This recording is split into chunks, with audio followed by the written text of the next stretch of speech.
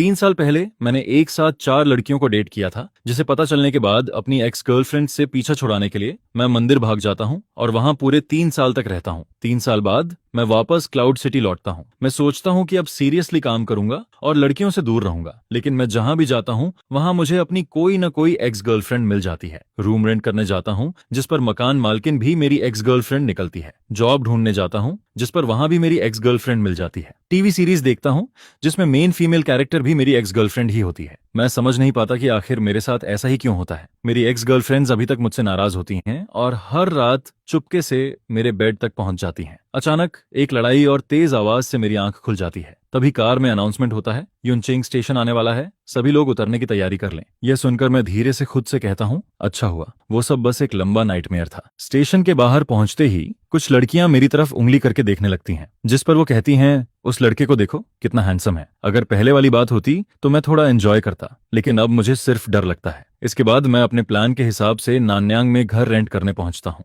Agent ली वेइचियांग बड़े excitement के साथ मुझे एक नए लग्जरी अपार्टमेंट में लेकर जाता है। वह कहता है, ये 70 स्क्वायर मीटर का फ्लैट है, इतना बड़ा और लग्जरी, और अभी सिर्फ 1000 युआन में मिल रहा है। जिस पर मैं हैरान होकर पूछता हूँ, ब्रदर ली, ये घर सच में सिर्फ 1000 युआन का है? मुझे यकीन ही नहीं होता, इतना सस्ता होना तो हद से ज्यादा है। जिस पर ली वेइकियांग मुस्कुराते हुए कहता है, टेंशन मत लो, मैं कोई फ्रॉड नहीं हूँ। ये लग्जरी अपार्टमेंट पहले स्कूल डिस्ट्रिक्ट हाउस था, लेकिन अब इसके दाम गिर गए हैं। लैंडलॉर्ड बस जल्दी से पैसे वापस पाना चाहती है। यह सुनकर मैं बहुत खुश हो जाता हूँ। मुझे लगता है कि मेरे अच्छे दिन शुरू हो रहे हैं और मैं तुरंत कॉन्ट्रैक्ट साइन कर देता हूँ। इसके बाद ली वेइचियांग मुझसे कहता है कि मैं थोड़ा वेट करूं। वो नीचे जाकर लैंडलॉर्ड को लेकर आता है और हैंडओवर करवा देता है। ज्यादा देर नहीं होती, तभी बाहर से ली वेइकियांग की आवाज आती है। उसके साथ एक लड़की अंदर आती है, जिसके हाथ में नीली अम्ब्रेला होती है। वह हंसते हुए कहती है, तुमने तो बहुत अच्छा काम किया, इतनी जल्दी ये फ्लैट रेंट पर दे दिया। मैं अचानक मुड़कर उसके पैरों की तरफ देखता हूँ। दरवाजे से अंदर आते ही उसकी हाई हील्स सबसे पहले नजर आती हैं और उसके सफेद पैर के टखने पर एक खास बर्थ मार्क बना होता है। यह देखकर मैं तुरंत वॉशरूम में छिप जाता हूँ। तभी बाहर लिविंग रूम से लैंडलॉर्ड की आवाज आती है, वो आदमी कहाँ है? जिस पर मैं अपनी आवाज बदलकर कहता हूँ, मेरे पेट में दर्द है, मुझे थोड़ा टाइम लगेगा, या फिर आप वीचैट छोड़ दीजिए, मैं बाद में ऐड कर लूंगा। मैं अपनी आवाज छुपाने की कोशिश करता हूँ, लेकिन बाहर वाली औरत अचानक ली वेइचियांग से पूछती है, मिस्टर, जो की आवाज कुछ अजीब नहीं लग रही, क्या ऐसी बहुत तेज चल रहा है? जिस पर उसे सर्दी हो गई है। लेकिन अगले ही पल वो अचानक पूछती है, तुमने अभी उसे मिस्टर झाओ कहा था, उसका पूरा नाम क्या है? जिस पर ली वेइकियांग कहता है, मैं बताना भूल गया, उस आदमी का नाम झाओ यांग है और वो अभी अभी क्लाउड सिटी वापस लौटा है। यह सुनते ही बाहर से एक अजीब सी हंसी सुनाई देती है। फिर धीरे धीरे कदमों की आवाज मेरी तरफ आने लगती है, जिसके बाद वो वॉशरूम के दरवाजे पर नॉक करती है और कहती है, झोयांग, अब नाटक बंद करो और जल्दी बाहर आओ। मैं गहरी सांस लेता हूँ और मजबूरी में दरवाजा खोल देता हूँ। काफी देर तक चुप रहने के बाद मैं ऑकवर्ड तरीके से मुस्कुराकर कहता हूँ, शाओ शुआंग। मेरे सामने खड़ी लड़की शु शाओ शुआंग होती है। वो युनचेंग यूनिवर्सिटी की सबसे फेमस लड़की हुआ करती थी और फिर वो उन्हीं 4 लड़कियों में से एक होती है जिन्हें मैंने एक साथ डेट किया था। मुझे आज भी वो दिन याद है जब वो पहली बार कॉलेज में आई थी। उसने नीली रिबन लगा रखी थी, काली ड्रेस पहनी थी। उसके लंबे पैर और कॉन्फिडेंट एटीट्यूड ने आते ही सबका अटेंशन अपनी तरफ खींच लिया था, जिस पर बहुत सारे लोग तुरंत उसके पीछे पड़ गए थे। लेकिन बात मेरी सोच से भी ज्यादा आसानी से हो गई थी, क्योंकि ये लड़की सेन यान फैमिली की बेटी थी और सिर्फ 1 महीने के अंदर ही वो मुझ पर पूरी तरह फिदा हो गई थी। उस वक्त वो मेरे लिए इतनी क्रेजी हो गई थी कि उसने यहाँ तक कह दिया था कि वो मुझे अपनी कंपनी का बॉस बना देगी और खुद मेरे साथ रहेगी। वो जितनी क्यूट थी उतनी ही खतरनाक भी थी। जब मेरा 4 लड़कियों वाला राज खुल गया था, तब सबसे पहले उसी ने मेरे ऊपर मिलियन युआन रिवॉर्ड लगा दिया था। अगर मुझे अपनी 4 एक्स गर्लफ्रेंड्स में से किसी एक से सबसे ज्यादा डर लगता था तो वो डेफिनेटली चू शाओशुआंग ही थी। इस वक्त इस रेंट वाले घर में माहौल बहुत अजीब हो जाता है, जिस पर ली वेचियांग समझ जाता है कि मामला ठीक नहीं है और वो चुपचाप वहां से निकल जाता है। मैं जल्दी से कहता हूँ, ब्रदर ली, ये घर मेरे लिए सही नहीं है, मुझे मेरा डिपॉजिट भी नहीं चाहिए, मैं ये घर रेंट नहीं करूंगा। जिस पर शु शाओशुआंग मुझे घूरते हुए कहती है, क्या तुम फिर से भागना चाहते हो? कॉन्ट्रैक्ट साइन हो चुका है, अब इतनी आसानी से नहीं जा सकते। अगर तुमने जाने की कोशिश की तो मैं तुम्हें कोर्ट में घसीट दूंगी। मैं अभी अभी क्लाउड सिटी वापस आया होता हूँ और वो आते ही मुझे केस में फंसाने की धमकी देने लगती है। मेरी जॉब भी अभी तक फिक्स नहीं हुई होती, मैं सच में इतना झंझट नहीं झेल सकता। जिस पर मैं तुरंत अपना एटीट्यूड बदल देता हूँ और हंसते हुए कहता हूँ, अरे मैं तो मजाक कर रहा था, इतना अच्छा घर में कैसे छोड़ सकता हूँ? शाओशुआंग, तुम सीरियसली ले गई क्या? जिस पर वो मुझे देखती है और कहती है, शाओ शुआंग, अभी किसी ने मुझे मिस शू कहा था ना। यह सुनकर मैं ऑकवर्ड होकर मुस्कुराता हूँ। वो फिर पूछती है, हमारे बीच क्या रिश्ता है बताओ। जिस पर मैं गहरी सांस लेकर धीरे से कहता हूँ, बेबी। ये दो शब्द सुनते ही ऐसा लगता है जैसे उनमें कोई मैजिक हो। शू शाओ शुआंग का चेहरा तुरंत लाल हो जाता है। वो घबराकर खिड़की की तरफ देखने लगती है और कहती है, कौन बेबी, क्या हम इतने क्लोज हैं? पास खड़ा ली वेइचियांग हमें ऐसे देखता है जैसे वो पत्थर बन गया हो। मुझे डर लगता है कि कहीं अगले ही पल शू शाओ शुआंग फिर से नाराज होकर चली न जाए। जिस पर मैं तुरंत बात बदल देता हूँ, रेंट की बात करता हूँ और उसे वीचैट पर 5,000 युआन ट्रांसफर कर देता हूँ। लेकिन वो जाने का कोई इरादा नहीं दिखाती, बल्कि वो धीरे धीरे मेरे और करीब आने लगती है। उसकी खुशबू सीधा मेरी सांसों तक पहुंचती है। फिर वो मुझे देखकर कहती है, क्या तुम चाहते हो कि मैं ऐसे ही चली जाऊं? यह सुनकर अपनी जान बचाने के लिए मैं फैसला करता हूं कि अब सच बोल देना ही सही रहेगा। जिस पर मैं कहता हूं, शाओशुआंग, मैं पिछले 3 साल से 4 टेम्पल्स में था। मैंने वहां बहुत कुछ सीखा है। मैं सच में तुम्हारा बहुत शुक्रगुजार हूं। मुझे पता है कि मैंने तुम्हारे साथ बहुत गलत किया था, लेकिन मैं कसम खाता हूं अब आगे से मैं कभी किसी के साथ ऐसा नहीं करूंगा। मैं बस इतना कहना चाहता हूं कि मैं अब अपनी बीमारी से ठीक हो चुका हूं, इसलिए प्लीज मुझे परेशान मत करो। यह सुनकर शू शाओ शुआंग कुछ देर के लिए चुप रह जाती है। उसकी आंखों में हैरानी और घबराहट साफ दिखाई देती है। फिर वो धीरे से कहती है, तुम्हें सच में समझ आ गया है कि तुमसे गलती हुई थी? जिस पर मैं तुरंत कहता हूँ, हाँ सच में, अब मैं अच्छे से रहूंगा। जिस पर वो कहती है, मैं तुम्हें इतनी आसानी से माफ नहीं करूंगी, लेकिन अगर तुम अच्छे से बिहेव करोगे तो मैं इस बारे में सोच सकती हूँ। वो सोचती है कि मैं उससे पैचअप की बात कर रहा हूँ और मैं सोचता हूँ कि वो मेरे ऊपर लगाए गए हंट ऑर्डर की बात कर रही है। इस तरह हम दोनों बिल्कुल अलग बात सोचते हुए भी एक अजीब से एग्रीमेंट पर पहुंच जाते हैं। इसके बाद किसी तरह मैं शू शाओ शुआंग को वहां से भेज देता हूँ। वो अपने 3 मिलियन से भी ज्यादा की पिंक कार में बैठकर चली जाती है। उसकी 720S देखकर उसका रियल एटीट्यूड साफ दिखता है, लेकिन मुझे बस इस बात की खुशी होती है कि मैं एक और दिन बच गया। अगले दिन मैं जॉब ढूंढने निकलता हूँ, लेकिन वहां भी मेरी हालत खराब हो जाती है। मेरा मेजर मार्केटिंग होता है, लेकिन 3 साल तक मंदिर में रहने और दुनिया से कटे रहने की वजह से मेरा रिज्यूमे लगभग खाली होता है। हालांकि बाहर की दुनिया को मैं यही बताता हूं कि मैं पिछले 3 साल से फेल था, लेकिन इसके बावजूद हर कंपनी का एचआर मुझे देखकर अजीब रिएक्शन देता है। पूरी तरह थक कर मैं आखिरी कंपनी में पहुंचता हूं। वहां इंटरव्यू रूम के बाहर कंपनी के स्टूडियो में कुछ गड़बड़ चल रही होती है। कोई कहता है कि किसी मॉडल की उंगली टूट गई है और इसी वजह से शूटिंग रुक गई है। जिस पर मैं मन ही मन सोचता हूं, क्या मैं 3 साल का बच्चा हूं जो इस तरह का बहाना मान लूंगा? तभी अंदर से एक आदमी गुस्से में कहता है, झो वेनेओ से कह दो कि मोशन मीडिया अब आगे कभी उसके साथ काम नहीं करेगी। वो खुद को समझता क्या है? इसी बीच मिस्टर झांग गुस्से में बाहर निकलता है। उसी समय मैं अपना मुड़ा हुआ रिज्यूमे हाथ में लेकर उदास चेहरा बनाए मीटिंग रूम से बाहर निकल रहा होता हूँ। मैं अभी हॉलवे से पूरी तरह बाहर भी नहीं निकल पाता, तभी उसकी नजर मुझ पर पड़ती है। वो मुझे ऊपर से नीचे तक देखता है और अगले ही पल उसका चेहरा बदल जाता है। जिस पर वो शॉक्ड होकर धीरे से कहता है, झो यांग। मैं मोशन मीडिया से बाहर निकलता हूँ। मेरा मूड पूरी तरह खराब हो चुका होता है। डिपॉजिट का पैसा भी खत्म होने वाला होता है और मैं सोचने लगता हूँ कि अब शायद मुझे खाना डिलीवर करना पड़ेगा। मैं अभी यही सोच ही रहा होता हूँ, तभी पीछे से वही एचआर भागते हुए आता है जिसने अभी मेरा इंटरव्यू लिया था। वो हाँफते हुए कहता है, 1 मिनट रुको। फिर वो कहता है, हमें लगता है कि तुम्हारी कंडीशन बहुत अच्छी है। क्या तुम्हें हमारे यहाँ काम करने में इंटरेस्ट है? यह सुनकर मेरी जिंदगी जैसे अचानक ऊपर नीचे होने लगती है। मुझे लगता है कि शायद मेरी सिंसियरिटी ने उन्हें इम्प्रेस कर दिया। मैं तुरंत कहता हूँ कि मैं मार्केटिंग का काम बहुत अच्छे से कर सकता हूँ, लेकिन मेरी बात पूरी होने से पहले ही एचआर ऑकवर्ड होकर मुझे रोक देता है। वो कहता है, असल में हम तुम्हें मार्केटिंग की जॉब नहीं देना चाहते, हम तुम्हें मॉडल बनाना चाहते हैं। यह सुनकर मैं कुछ देर के लिए चुप रह जाता हूँ।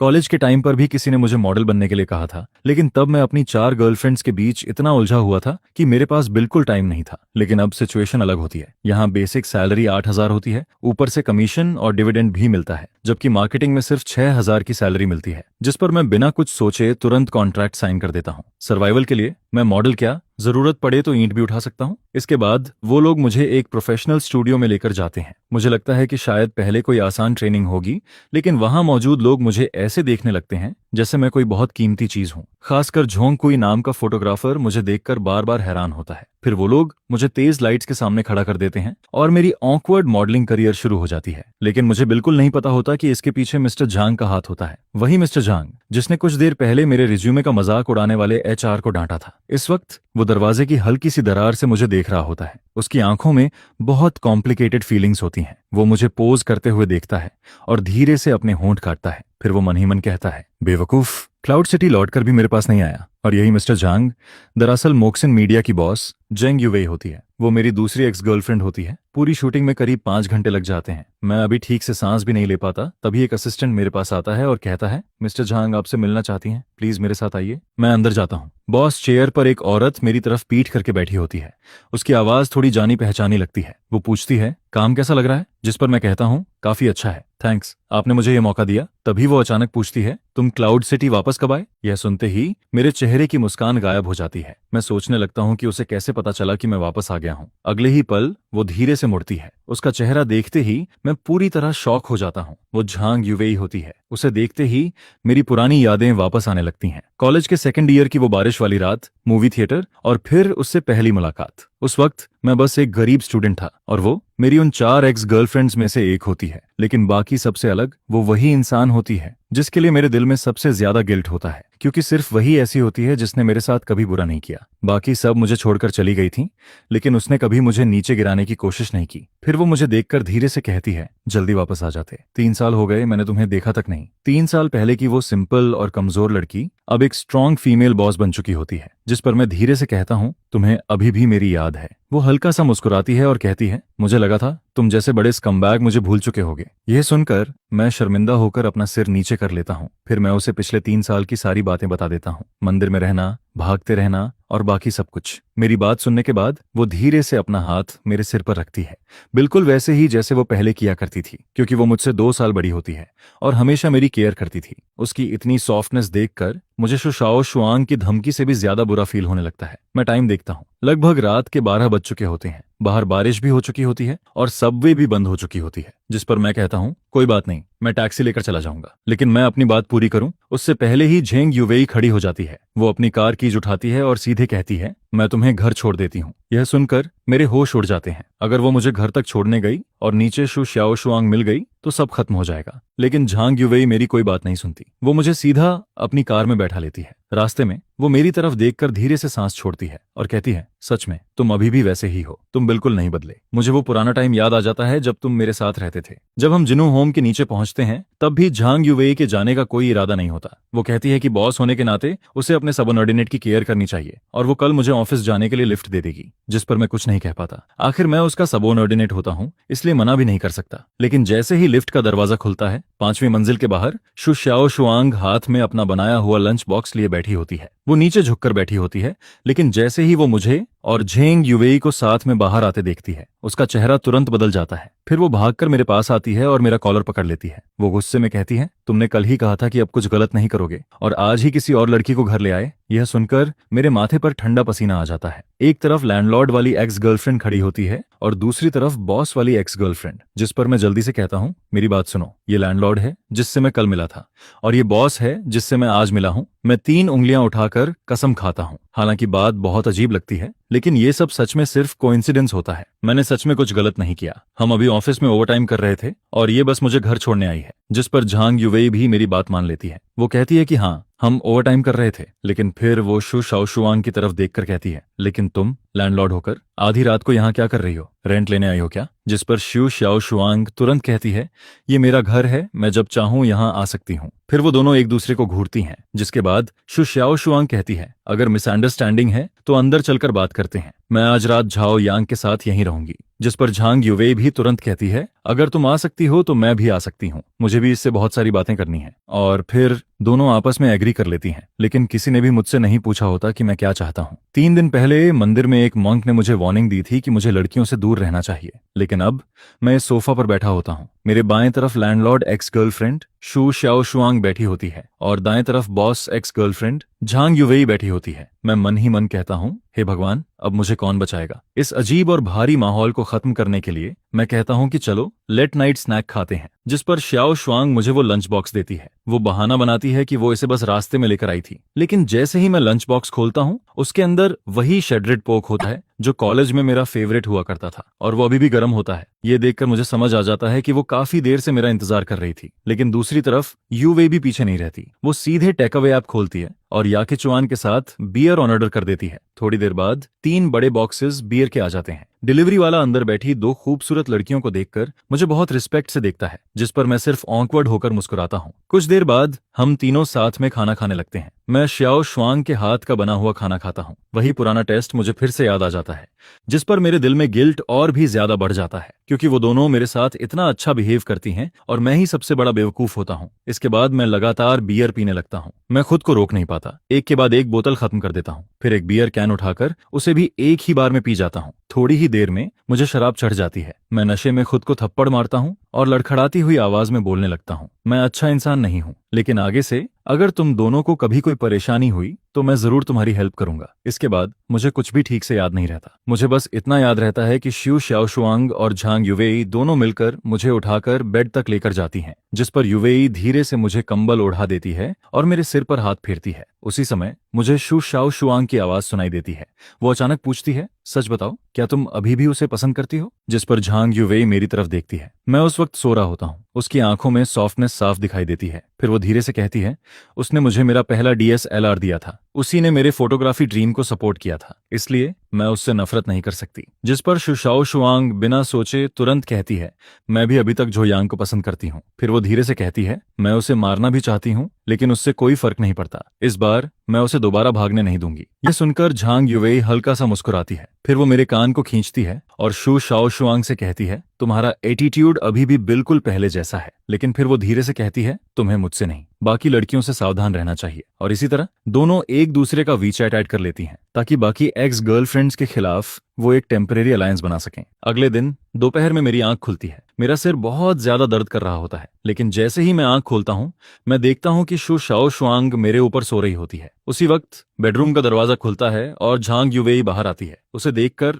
मेरा दिमाग पूरी तरह खाली हो जाता है। मुझे लगता है कि कल रात नशे में मैंने जरूर कोई बहुत बड़ी गलती कर दी होगी। जिस पर मैं घबराकर पूछता हूँ, कल रात मैंने कुछ किया था क्या? लेकिन वो दोनों मुझे देखकर हंसने लगती हैं। फिर झांग युवेई कहती है, तुम तो कल रात मरे हुए इंसान की तरह सो रहे थे, कुछ भी नहीं हुआ। यह सुनकर मैं राहत की सांस लेता हूँ। आज झांग युवेई अच्छे मूड में होती है, इसलिए वो मुझे एक दिन की छुट्टी दे देती है। कंपनी जाने से पहले वो पूरे घर को अच्छे से साफ भी कर देती है। फिर जाते जाते मुझे वार्निंग देती है कि उसके ना रहने पर मैं कोई गड़बड़ ना करूं। इसके बाद शिव शाओशुआंग भी उठ जाती है और जैसे ही उसे कल रात की अपनी बात याद आती है, उसका चेहरा तुरंत लाल हो जाता है, क्योंकि उसने खुद कहा था कि वो अभी भी झोबियांग को पसंद करती है। यह सोचकर वो शर्म से कहीं छिप जाना चाहती है। जिस पर मैं धीरे से कहता हूँ, शाओशुआंग तुम उठ गई। फिर मैं उससे पूछता हूँ, तुमने और झांग युवेई ने कल रात क्या बात की थी? जिस पर वो मुझे घूर कर कहती है, बहुत सारी बातें, जैसे कि तुम्हें सोते हुए ही मार देना चाहिए या नहीं। यह सुनकर मेरी रीढ़ की हड्डी तक ठंडी पड़ जाती है। मैं मन ही मन कसम खाता हूँ कि अब आगे से मैं कभी शराब नहीं पीऊंगा। इसके बाद सुबह की धूप कमरे में आ रही होती है। मैं चुपचाप शु शाओशुआंग के पीछे खड़ा होकर उसके बाल ठीक करने लगता हूँ और उस पल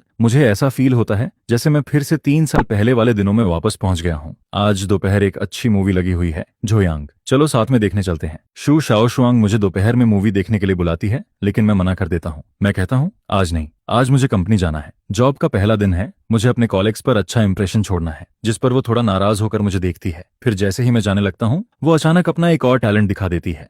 वो सामने वाले फ्लैट का दरवाजा खोलती है और अंदर चली जाती है। फिर वो पीछे मुड़कर कहती है, मैं तुम्हें बताना भूल गई थी, ये पूरी बिल्डिंग मेरी है, अगर तुम्हें मेरी जरूरत पड़े तो कभी भी सामने वाले घर का दरवाजा नॉक कर देना। यह सुनकर मैं वहीं खड़ा रह जाता हूँ। मुझे सच में समझ नहीं आता कि ये लड़की आखिर कितनी अमीर है। इसके बाद वो हल्के लाल चेहरे के साथ मुझे चुटकी काटती है और वार्निंग देती है कि कंपनी में कोई गड़बड़ मत करना। जिसके बाद वो वापस चली जाती है। मैं पूरे जोश के साथ कंपनी पहुंचता हूँ, लेकिन जैसे ही नीचे पहुंचता हूँ, वहां का सीन देखकर पूरी तरह चौंक जाता हूँ। कंपनी के गेट के सामने लड़कियों की एक बड़ी भीड़ खड़ी होती है। उनके हाथ में बैनर्स होते हैं और वो मोशिन मीडिया के खिलाफ चिल्ला रही होती हैं। वो कह रही होती हैं कि मोशिन मीडिया ने उनके आइडल जो वेन्याओ को धोखा दिया है, उसकी जगह किसी और को कवर शूट दे दिया गया है। यह देखकर मैं घबरा जाता हूँ। फिर भी मैं हिम्मत करके उनके पास जाता हूँ और धीरे से पूछता हूँ कि आखिर हुआ क्या है। जिस पर एक लड़की गुस्से में कहती है, किसी हरामी ने बैकडोर से एंट्री लेकर हमारे भाई की जगह कवर शूट छीन लिया। यह सुनकर मैं कांपती हुई आवाज में पूछता हूँ, क्या तुम्हें उस इंसान का नाम पता है?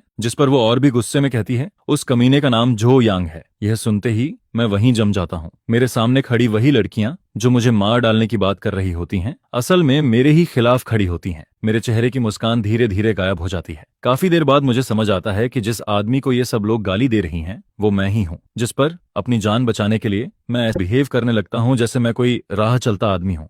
लेकिन मैं उन फैन गर्ल्स को कम समझ लेता हूँ। किसी ने ग्रुप में मेरी फोटो भेज दी होती है और अगले ही पल मेरी पहचान खुल जाती है, जिस पर सारी लड़कियां मेरी तरफ देखने लगती हैं। फिर वो जोर जोर से चिल्लाने लगती हैं। मैं जल्दी से कहता हूँ, मैं उस स्टार को जानता भी नहीं हूँ, लेकिन वो मेरी बात सुनने की जगह और ज्यादा गुस्सा हो जाती हैं। फिर वो लोग झांग युवेई को भी गालियां देने लगती हैं। वो कहती हैं, झांग सरनेम वाली बॉस भी कोई अच्छी नहीं है, उसने जरूर तुम्हें अपने पास रख लिया होगा, तभी तुम्हें ये मौका मिला है। जिस पर मेरा चेहरा तुरंत बदल जाता है। मुझे गाली दो, मैं सह सकता हूँ, लेकिन मैं झांग युवेई के बारे में एक शब्द भी गलत नहीं सुन सकता। अगले ही पल मैं अपना हाथ उठाता हूँ और सबसे ज्यादा गाली देने वाले 180 पाउंड के आदमी को सीधा पंच मार देता हूँ। वो आदमी सीधे पीछे जाकर भीड़ में गिर जाता है और फिर पूरा माहौल अचानक बिगड़ जाता है। चारों तरफ चीखने की आवाज आने लगती है। लड़कियां मेरी तरफ भागने लगती हैं। लेकिन 3 साल मंदिर में रहने की वजह से मेरा शरीर पहले से बहुत मजबूत होता है। मेरी हाइट भी 1.85 मीटर होती है, इसलिए मैं भीड़ के बीच खुद को बचाने की कोशिश करता हूँ। उसी वक्त ऊपर ऑफिस में झांग युवेई मुझे खिड़की से देख रही होती है। पहले तो वो मुझे देखकर हल्का मुस्कुराती है, लेकिन जैसे ही उसे पता चलता है कि मुझे मारा जा रहा है, उसका चेहरा तुरंत बदल जाता है, जिस पर वो घबराकर नीचे भागती है। जब वो नीचे पहुंचती है तब तक मेरे चेहरे से खून निकल रहा होता है। यह देखकर उसका चेहरा पूरी तरह सफेद पड़ जाता है।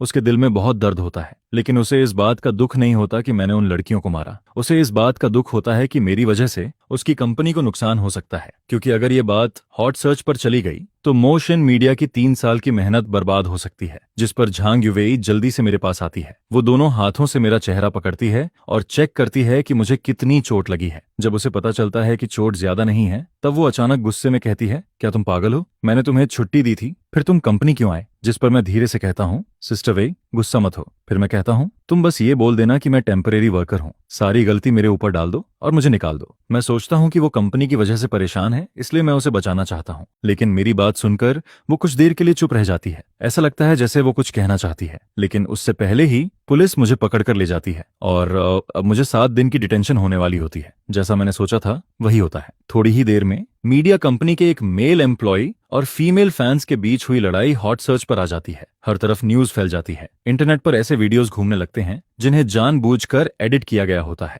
जिस पर मुझे विलेन की तरह दिखाया जाता है, जैसे सारी गलती सिर्फ मेरी हो। उसी समय शाम को युंगवांग बिल्डिंग के नीचे एक ब्लैक नैनी कार आकर रुकती है। उसमें से एक लंबी खूबसूरत लड़की बाहर निकलती है। उसकी खूबसूरती देखते ही हर कोई उसे पहचान लेता है। वो पेरेंट्स होती है, एंटरटेनमेंट इंडस्ट्री की सबसे फेमस एक्ट्रेस। वो आज की सबसे बड़ी स्टार होती है और साथ ही इमोशन मीडिया की सबसे इंपॉर्टेंट आर्टिस्ट भी होती है। लिफ्ट में उसका असिस्टेंट उसे मेरे फाइट वाला हॉट सर्च दिखाता है। वो मजाक में कहता है जो वेनेओ के फैंस को किसी ने पीट दिया, लेकिन जैसे ही पेरेंट्स उस वीडियो में मेरा चेहरा देखती है, उसका चेहरा अचानक बदल जाता है। उसके हाथ कांपने लगते हैं। फिर वो धीरे से पूछती है, इस आदमी का नाम क्या है? जिस पर असिस्टेंट कहता है, इसका नाम जो यांग है, ये मोशन मीडिया का नया मेल मॉडल है और अभी इसे पुलिस पकड़ कर ले गई है। यह सुनते ही पेरेंट्स की आंखों में एक अजीब सी चमक आ जाती है। फिर वो तुरंत कहती है, आज रात के अंदर जो यांग से जुड़ी सारी हॉट सर्च हटा दो। उसकी आवाज गुस्से और एक्साइटमेंट से कांप रही होती है। सारे मीडिया रिसोर्सेज इस्तेमाल करो, जो वेनेओ के सारे काले राज निकालो और उस फाइट वाली वीडियो का ओरिजिनल वर्जन भी ढूंढो। मैं चाहती हूँ कि जो वेनेओ अभी के अभी खत्म हो जाए। इस बार जो यांग ने किसी नॉर्मल मुसीबत को नहीं छेड़ा था। इस बार उसने सीधे अपनी एक्स गर्लफ्रेंड्स को मैदान में बुला लिया था। और जिस रात मैं लॉकअप में पहली बार सो रहा होता हूँ, उसी रात कुछ लोग पूरी रात जागने वाले होते हैं। उसी समय शु शाओशुआंग किचन में गाना गुनगुनाते हुए मेरे लिए पोटैटो बीफ स्टू बना रही होती है। वो पूरे खुश मूड में होती है, क्योंकि वो सोच रही होती है कि मैं बाहर आते ही उसके साथ मूवी देखने जाऊंगा। लेकिन तभी झांग युवेई का वीचैट मैसेज आता है। उसमें लिखा होता है कि झाओ यांग लड़ाई की वजह से 7 दिन के लिए अंदर चला गया है। यह सुनते ही शु शाओशुआंग का पूरा मूड खराब हो जाता है। उसका सारा स्वीट सपना उसी वक्त टूट जाता है और जैसे ही उसे पता चलता है कि यह सब झो वेनेओ नाम के एक ट्रैफिक स्टार की वजह से हुआ है, उसकी आंखें तुरंत ठंडी हो जाती हैं। जिस पर वो तुरंत किसी को फोन लगाती है और कहती है, मुझे तुमसे एक काम करवाना है। उधर उसी वक्त झो वेनेओ एक आलीशान मैंशन में लगभग 50 साल की एक औरत के साथ जश्न मना रहा होता है। उसे लगता है कि उसने सारी गंदगी मेरे ऊपर डाल दी है और अब मैं पूरी तरह बर्बाद हो जाऊंगा। वो मन ही मन सोचता है कि अब मैं हमेशा के लिए खत्म हो चुका हूँ। लेकिन अगली सुबह उसके सामने कुछ और ही होने वाला होता है। सुबह सुबह उसका असिस्टेंट घबराया हुआ उसके पास आता है और कहता है, ब्रदर याओ, बहुत बड़ी प्रॉब्लम हो गई है। जिस पर झो वेनेओ जल्दी से वेबो खोलता है और वहां जो वो देखता है उसे देखकर उसके होश उड़ जाते हैं। टॉप 50 ट्रेंडिंग में से 32 टॉपिक्स सिर्फ उसी के खिलाफ होते हैं। उसके नाइट क्लब वाले स्कैंडल्स, उसके पुराने अफेयर्स और उसके सारे डर्टी सीक्रेट्स एक एक करके सामने आने लगते हैं। और फिर सबसे बड़ा धमाका होता है। उसकी उस उम्र दराज औरत के साथ वाली हाई डेफिनेशन फोटोजेस पूरी इंटरनेट पर फैल जाती हैं। लेकिन सबसे ज्यादा डेंजरस चीज होती है उस फाइट वाले केस का सच बाहर आना। पूरा ओरिजिनल वीडियो सामने आ जाता है और उसमें साफ दिखता है कि मैं किसी को बिना वजह नहीं मारता। मैं सिर्फ इसलिए फाइट करता हूँ क्योंकि उन्होंने मुझे मजबूर किया था। जिस पर पूरी पब्लिक ओपिनियन अचानक बदल जाती है। मैं विलेन से विक्टिम बन जाता हूँ और झो वेनेओ जिसकी इमेज पहले परफेक्ट थी वो एकदम नीचे गिर जाती है। उसके सारे ब्रांड डील्स कैंसिल हो जाते हैं, सारे एंडोर्समेंट्स खत्म हो जाते हैं और फिर युनचेंग का सबसे बड़ा ब्लैक मटेरियल ग्रुप सीधा ऑर्डर देता है कि अब पूरे इंडस्ट्री में झो वेनाओ को बैन किया जाएगा। जिस पर झो वेनाओ अपने बेड पर बैठा रह जाता है। उसका चेहरा पूरी तरह सफेद पड़ जाता है। उसे समझ ही नहीं आता कि उसने आखिर किस इंसान को नाराज कर दिया। उसे बिल्कुल नहीं पता होता कि उस ब्लैक मटेरियल ग्रुप का चेयरमैन शु डागुओ होता है और जो शु शाओशुआंग मेरे लिए किचन में खाना बना रही होती है वो उसी शु डागुओ की बेटी होती है। उसने मुझसे नहीं, मेरी एक्स गर्लफ्रेंड से पंगा ले लिया था और इस बार उसने गलत इंसान को छेड़ दिया था। 7 दिन बाद मेरी डिटेंशन खत्म हो जाती है। मैं सोच रहा होता हूँ कि अब बाहर निकलते ही मेरी जिंदगी पूरी तरह खराब हो जाएगी, क्योंकि मैं नहीं चाहता कि झांग युवेई की कंपनी पर कोई असर पड़े। इसलिए मैं फैसला करता हूँ कि सारी गलती मैं अकेले अपने ऊपर ले लूंगा। लेकिन जैसे ही मैं पुलिस स्टेशन से बाहर निकलता हूँ वहां रिपोर्टर्स की भीड़ खड़ी होती है, जिस पर मैं कहता हूँ चाहे वार्निंग देना हो या फाइट करना, सब मैंने अपनी मर्जी से किया था। मुझे बस झो वेनेओ पसंद नहीं था, इसलिए मैंने उसे मारा। मैं सोचता हूँ कि अब सब लोग मुझे गालियां देंगे, लेकिन उल्टा रिपोर्टर्स मुझे अजीब नजरों से देखने लगते हैं। कुछ लोग तो मुझे थम्स अप तक दे देते हैं। यह देखकर मैं पूरी तरह कंफ्यूज हो जाता हूँ। उसी समय झांग युवेई जल्दी से कार लेकर वहां पहुंचती है। वो मुझे बैठाती है और मुस्कुराते हुए कहती है, अपना फोन देखो। जिस पर मैं फोन खोलता हूँ और मुझे पता चलता है कि इन 7 दिनों में पूरी दुनिया बदल चुकी होती है। झो वेनेओ के सारे सीक्रेट्स बाहर आ चुके होते हैं। उसके अफेयर्स, उसके लाइज, उसकी चीटिंग, सब कुछ इंटरनेट पर फैल चुका होता है। और मैं, जिसने गुस्से में किसी को मारा था, अचानक लोगों की नजर में हीरो बन गया होता हूँ। जिस पर झांग युवेई अचानक कार रोक देती है। फिर वो मेरी तरफ देखती है। उसकी आंखें थोड़ी नम होती हैं। फिर वो धीरे से पूछती है, झोयांग, मैंने उस दिन पूरी वीडियो देखी थी, क्या तुमने उनसे सिर्फ इसलिए फाइट की क्योंकि वो मुझे गालियां दे रहे थे? जिस पर मैं धीरे से कहता हूँ, वो लोग बहुत बुरा बोल रहे थे, लेकिन मैं अपनी बात पूरी करूं उससे पहले ही जेंग युवेई की आंखों से आंसू निकलने लगते हैं। वो मेरा हाथ पकड़ लेती है और कहती है, तो फिर तुमने मुझे पहले क्यों नहीं बताया? मैं उसे देखकर कुछ कहने ही वाला होता हूँ, लेकिन अगले ही पल वो अचानक मेरा सिर पकड़ लेती है और फिर उसके नरम होंठ सीधे मेरे होंठों पर आ जाते हैं। यह देखकर मैं पूरी तरह फ्रीज हो जाता हूँ, जिस पर झांग युवेई भी तुरंत लाल हो जाती है। फिर वो जल्दी से कार स्टार्ट करती है और मुझे वापस कंपनी लेकर जाने लगती है। लेकिन अंदर ही अंदर वो एक फैसला कर चुकी होती है। वो मन ही मन कहती है, सॉरी शाओशुआंग, लेकिन मैं अब भी झाओ यांग को छोड़ नहीं सकती। इसके बाद पूरी कार में अजीब सा माहौल हो जाता है। मैं बार बार अभी वाला किस याद करता रहता हूँ। 3 साल की मेहनत और कंट्रोल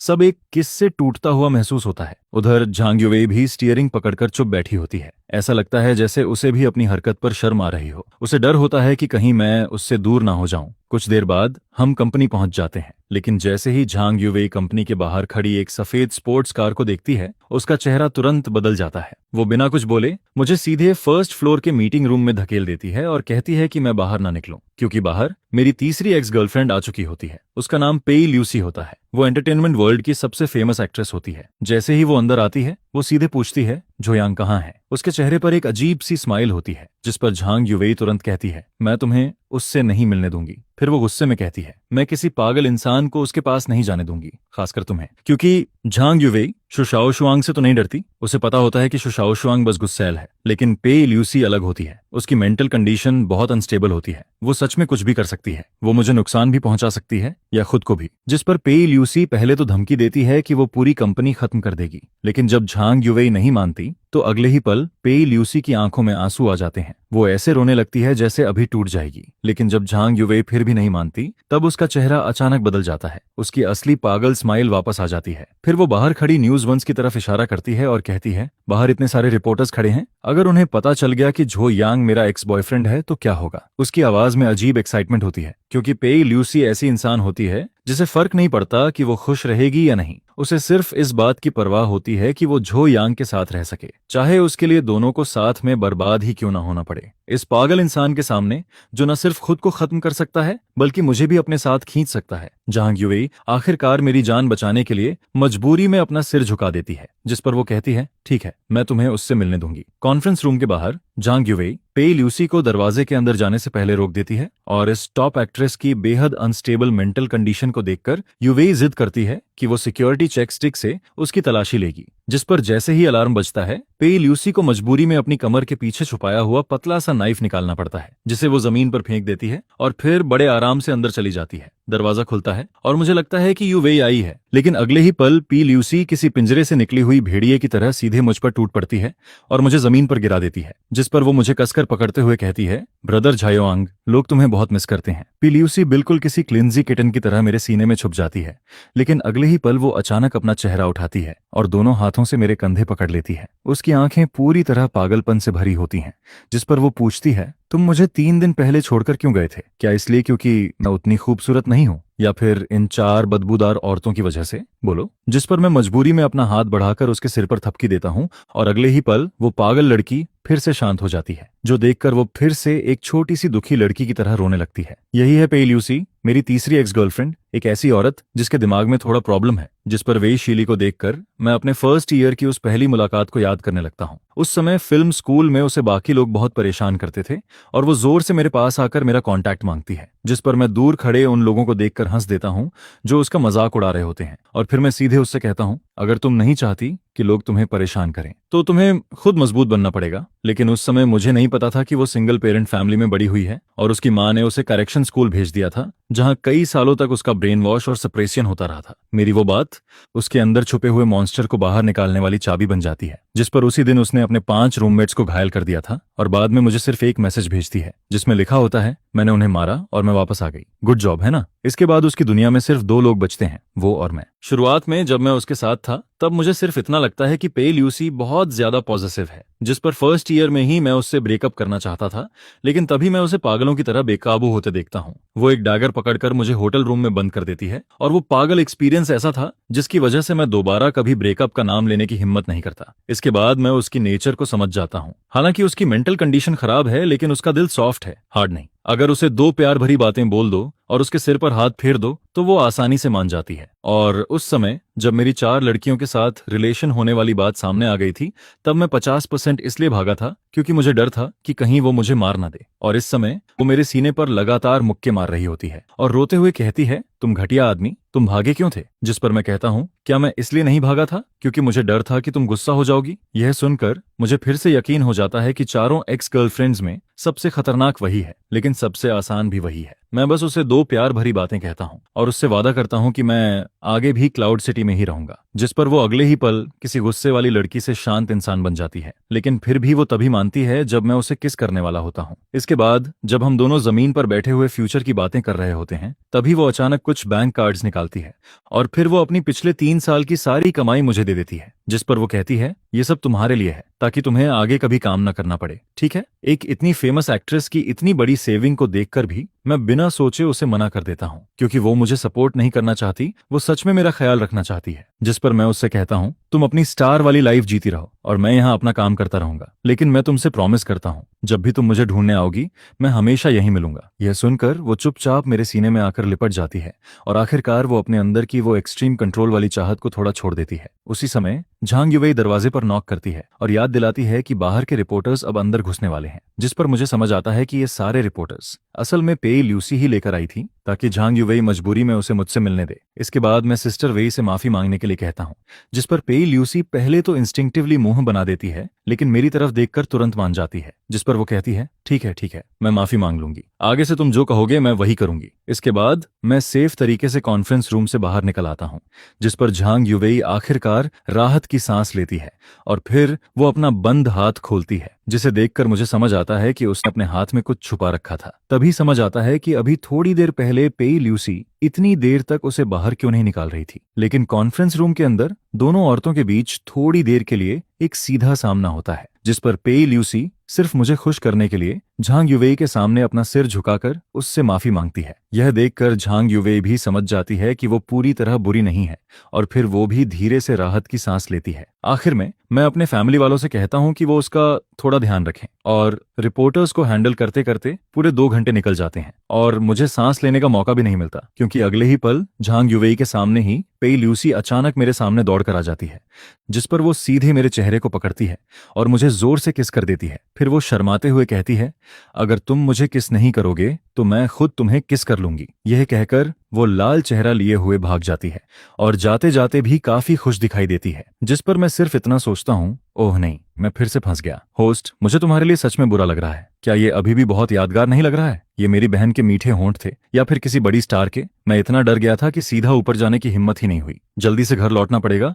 नहीं तो घर वाली मुझे सच में मार डालेगी। कम्युनिटी में वापस आकर मैं डरते डरते चू शाओशुआंग के घर का दरवाजा खटखटाता हूँ। दरवाजा खुलता है और चू शाओशुआंग अपने बिखरे हुए बाल ठीक कर रही होती है। जैसे ही वो मुझे देखती है, उसे समझ आ जाता है कि मैं अभी भी यही हूँ। उसका पूरा चेहरा थका हुआ और उदास लग रहा होता है, जिस पर मुझे देखते ही पिछले कई दिनों का उसका सारा दुख एकदम से बाहर आ जाता है। वो सीधे मेरे सीने से लगकर रोने लगती है, जिस पर मैं उसके उस थके हुए चेहरे को देखकर अंदर से पूरी तरह गिल्टी फील करता हूँ। पिछले 7 दिनों से वो ठीक से सो भी नहीं पाई थी। उसे हर रात यही सपना आता था कि मैं डिटेंशन सेंटर में फंसा हुआ हूँ और वो सिर्फ मेरी मदद की आवाज सुन रही है। लेकिन जब मैं सही सलामत वापस आ जाता हूँ, तब वो अपना सारा डर, गुस्सा और बेचैनी बाहर निकाल देती है, जिस पर वो मेरी पसंद का खाना बनाकर टेबल पर रखती है। मेरी फेवरेट डिश सामने रखी होती है और हाथ धोकर अच्छे से तैयार होने के बाद वो अचानक बहुत ध्यान से पेई ल्यूसी के बारे में पूछने लगती है। तभी मुझे पता चलता है कि पेई ल्यूसी की खबर बाहर आने के अलावा झो वेनेओ के इतनी जल्दी पीछे हटने की वजह शू शाओशुआंग के पीछे खड़ा ऑब्सीडियन ग्रुप भी था, जिस पर शू शाओशुआंग मुझसे पूछती है, पेई ल्यूसी के साथ आखिर हुआ क्या था? मुझे चुप देखकर वो तुरंत मेरे पास आ जाती है, जिस पर वो गुस्से और जलन से कहती है, उस दिल चुराने वाली बिल्ली को जो मिला वो मुझे भी चाहिए। मैं कुछ समझ पाता उससे पहले ही वो मेरा चेहरा पकड़कर मुझे किस कर देती है, जिस पर मैं अपने होंठ छूता हूँ और फिर से अंदर ही अंदर पछताने लगता हूँ। इसके बाद वो मेरे लिए खाना बनाती रहती है और जब उसका मन थोड़ा शांत हो जाता है, तब वो चुपचाप मेरी बाहों में आकर टिक जाती है। वो बहुत ज्यादा थक चुकी होती है, जिस पर मैं उसे धीरे से उठाकर बेडरूम में ले जाता हूँ। वो आधी नींद में मेरा हाथ पकड़ लेती है और 10 सेकंड के अंदर ही सो जाती है। मैं बेड के किनारे बैठकर उसका हाथ धीरे से पकड़े रहता हूँ और उसे गुड नाइट कहता हूँ। लेकिन शहर के दूसरे कोने में मुझे बिना पता चले मेरे खिलाफ एक शिकार शुरू हो चुका होता है। बेइज्जत हो चुका जो वेन्याओ एक पागल जुआरी की तरह अंडरग्राउंड गैंग यूलिंग सोसाइटी के सानिया के पास पहुंचता है। भले ही मैं अब थोड़ा फेमस हो चुका हूं और कई लोग मुझसे डरते हैं, लेकिन उसके सामने जो वेन्याओ सीधे 7 मिलियन रख देता है, जिस पर वो कहता है 5 मिलियन उसकी जान लेने के लिए और बाकी 2 मिलियन अगर तुम चाहो तो जैसे भी करना। और मुझे इस सब के बारे में कुछ भी पता नहीं होता। मैं बस शू शाओशुआंग के बेड के पास बैठा रहता हूँ और धीरे धीरे सुबह हो जाती है। सुबह की धूप कमरे में आती है। शू शाओशुआंग एक प्यारा सा एप्रन पहने खड़ी होती है। टेबल पर उसके हाथ से बने फ्राइड डॉ स्टिक्स और टोफू सूप रखे होते हैं। उस पल वो बिल्कुल नई नई शादी हुई वाइफ जैसी लग रही होती है, जिस पर मुझे कल का दिन याद आता है। एक ही दिन में मुझे मेरी 3 एक्स गर्लफ्रेंड्स ने किस किया था और मंदिर में कॉन्सेंट्रेशन मैंने इतने समय से प्रैक्टिस करके बनाई थी, वो अब पूरी तरह हिल चुकी थी। अगर ऐसा ही चलता रहा तो मुझे डर था कि मैं फिर वही पुरानी गलती दोबारा कर दूंगा। तभी शू शाओशुआंग मुझे देखती है और कहती है, झोयांग, वहां खड़े खड़े क्या सोच रहे हो? जल्दी आओ और ब्रेकफास्ट करो। मैं जैसे ही खाने बैठने वाला होता हूँ, तभी दरवाजे पर नॉक होने लगती है। मैं कैट आई से बाहर देखता हूँ और अगले ही पल मेरी जान ही निकल जाती है। बाहर पेई ल्यूसी खड़ी होती है। मैं डर के मारे सोचने लगता हूँ, ये यहाँ तक कैसे पहुंच गई? अब तो सब खत्म हो गया। मैं जल्दी से बात छुपाने की कोशिश करता हूँ, लेकिन शू शाओशुआंग तुरंत कुछ गड़बड़ फील कर लेती है, जिस पर अगले ही पल उसकी वो प्यारी और शांत वाइफ वाली इमेज गायब हो जाती है और उसकी जगह एक पूरी एटीट्यूड वाली बड़ी लड़की वापस आ जाती है। वो मुझे साइड में हटाते हुए कहती है, तुम ऐसे चोरी चोरी क्या कर रहे हो? हटो, मैं देखती हूँ बाहर कौन है। मैं उसे रोक भी नहीं पाता और वो सीधे दरवाजा खोल देती है। दरवाजे के बाहर पेई ल्यूसी खड़ी होती है। वो पहले धीरे से कुछ बोलने वाली होती है, लेकिन फिर उसकी नजर शू शाओशुआंग पर पड़ती है, जिस पर दोनों एक दूसरे को घूरने लगती हैं। सबसे मुश्किल 2 एक्स गर्लफ्रेंड्स इस पल आमने सामने खड़ी होती हैं। शू शाओशुआंग हल्की सी मुस्कान के साथ कहती है, ओह, तो तुम हो बड़ी स्टार। अब समझ आया अभी ये इतना नर्वस क्यों था। जिस पर पेई ल्यूसी भी सीधे मेरी तरफ हाथ हिलाती है, लेकिन अगले ही पल उसकी आंखें तेज हो जाती हैं और वो शू शाओशुआंग से पूछती है, तुम यहाँ क्या कर रही हो? शू शाओशुआंग बिना डरे जवाब देती है, ये पूरा बिल्डिंग हमारी फैमिली की प्रॉपर्टी है। मैं जहाँ चाहूँ रह सकती हूँ और जिसके साथ चाहूँ रह सकती हूँ। फिर वो मेरी तरफ देखकर कहती है, मैं तो भूल ही गई थी कि तुम सिर्फ एक फूलदान जैसी हो। जिस पर पेई ल्यूसी का चेहरा तुरंत बदल जाता है। वो कहती है, शू शाओशुआंग, तुम्हें लगता है कि सिर्फ पैसे के दम पर तुम इसे अपने साथ रख सकती हो? पेई ल्यूसी की ये बात सीधा शू शाओशुआंग के सबसे दर्द वाले पॉइंट पर लगती है। मैं जल्दी से बात बदलने की कोशिश करता हूँ, जिस पर मैं मुस्कुराते हुए पेई ल्यूसी से कहता हूँ, चलो बाहर घूमने चलते हैं। लेकिन वो मुझे पूरी तरह इग्नोर कर देती है और कहती है, मेरे पास टाइम नहीं है, आज इसे मेरे साथ काम पर जाना है। जिस पर शू शाओ शुआंग तुरंत जवाब देती है, मैंने तुमसे पूछा था क्या, तुम इसके लिए फैसले क्यों ले रही हो, तुम होती कौन हो। पी ल्यूसी भी तुरंत पलटकर कहती है, तो मैं भी तुमसे यही पूछती हूँ, तुम खुद को क्या समझती हो। उन दोनों को कॉरिडोर में लड़ने से रोकने के लिए मैं मजबूरी में दोनों को साथ ब्रेकफास्ट करने के लिए टेबल पर बैठा देता हूँ और फिर मैं खुद उनके बीच में किसी बेचारे वेटर की तरह बैठ जाता हूँ। पी ल्यूसी शुआ शियाशुआंग के बनाए हुए टोफू सूप का एक कौर खाती है।